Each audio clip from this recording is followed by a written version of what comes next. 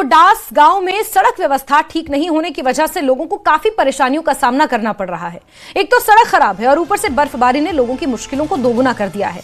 हालात इतने बुरे हैं कि आपातकालीन स्थिति में मरीजों को अस्पताल पहुंचना भी चुनौतीपूर्ण हो गया है। गांव में सड़क न होने की वजह से एक मरीज को चारपाई पर ले जाया गया, जिसकी तस्वीरें आप देखिए। बर्फबारी जहां बागवानों, किसानों और टूरिज्म सेक्टर के लिए राहत लेकर आई है जम्मू कश्मीर में, तो मकामी लोगों के लिए कितनी दिक्कतें इस वजह से हो रही हैं, इसकी तस्वीर आपको दिखा रहे हैं। एक मरीज को एक चारपाई पर कंधे पर उठाकर अस्पताल तक पहुंचाना पड़ा। 6 से 7 किलोमीटर तक का सफर इसी तरह ग्रामीणों ने बर्फ से जूझते हुए तय किया।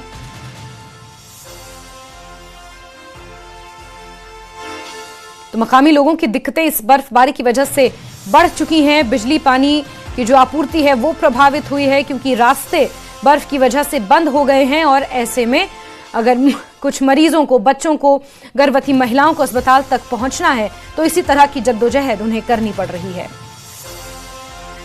आगे बढ़ते हैं। कुपवाड़ा